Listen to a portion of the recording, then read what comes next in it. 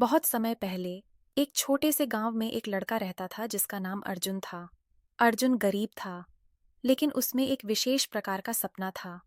वह चाहता था कि वह एक दिन बड़ा आदमी बने और अपने गांव के लोगों की मदद करे।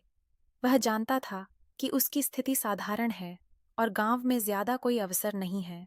फिर भी उसके दिल में विश्वास था कि अगर वह मेहनत करेगा तो एक दिन अपने सपने को साकार कर सकेगा। अर्जुन का परिवार बहुत गरीब था।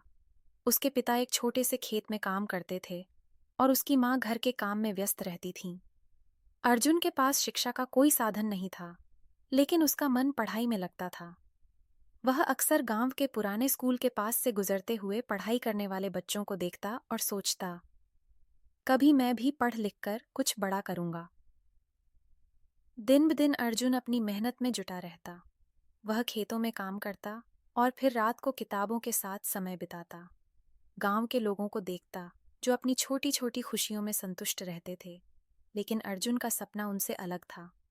उसका सपना था कि वह अपने गांव में बदलाव लाए, उसे एक बेहतर स्थान बनाए जहां लोग शिक्षा, स्वास्थ्य और अच्छी जिंदगी जी सकें। कई सालों तक अर्जुन इसी तरह मेहनत करता रहा, लेकिन उसे सफलता नहीं मिल रही थी। कभी खेतों में काम करते हुए उसकी मेहनत व्यर्थ जाती, तो कभी उसका ज्ञान हासिल करने का रास्ता मुश्किल होता। अर्जुन कभी हार नहीं मानता था, लेकिन अब उसका हौसला टूटने लगा था। एक दिन वह बहुत निराश होकर जंगल में चलने निकला। उसके मन में कई सवाल थे। क्या वह कभी सफल हो पाएगा? क्या उसका सपना सच हो पाएगा? जंगल में चलते हुए अर्जुन की नज़र एक बूढ़े संत पर पड़ी, जो शांतिपूर्वक एक पेड़ के नीचे बैठकर ध्यान कर रहे थे। अर्जुन ने संत के पास जाकर कहा, गुरुजी, मैं बहुत थक चुका हूँ। मेरे सपने बड़े हैं, लेकिन मुझे लगता है कि मैं कभी इन्हें पूरा नहीं कर पाऊंगा। कोई रास्ता नहीं बचा है।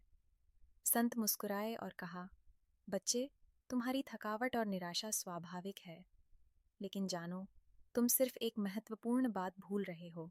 तुम्हारे सपने तभी सच होंगे जब तुम अपने उद्देश्य के प्रति पूरी तरह से समर्पित रहोगे।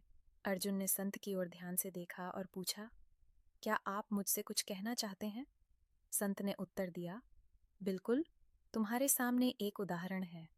देखो, एक बीज जिसे तुम जमीन में डालते हो, वह पहले दिखाई नहीं देता, लेकिन समय के साथ वह बढ़ता है और उसे बढ़ने के लिए तीन चीजों की जरूरत होती है: समय, मेहनत और विश्वास।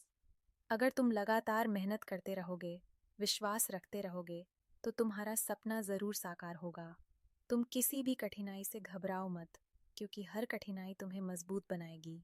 अर्जुन की आंखों में चमक आ गई। उसने सोचा, हाँ, अगर मैं सही दिशा में मेहनत करता रहूं, तो मेरा सपना साकार होगा। अगले दिन से उसने अपनी मेहनत और भी बढ़ा दी। अब केवल खेतों में काम करने के अलावा वह शहर जाकर पढ़ाई भी करने लगा।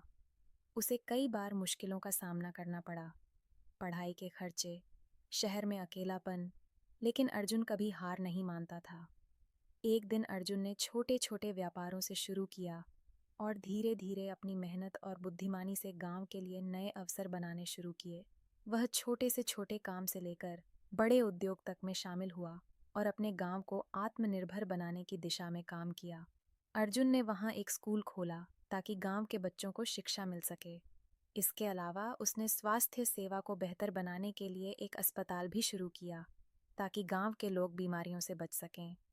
अर्जुन का सपना सच हो रहा था, और यह सब उस एक बात की वजह से हुआ, उसका दृढ़ संकल्प और विश्वास। वह जानता था कि सफलता के लिए मेहनत की कोई सीमा नहीं होती और कभी भी कोई कदम छोटा नहीं होता।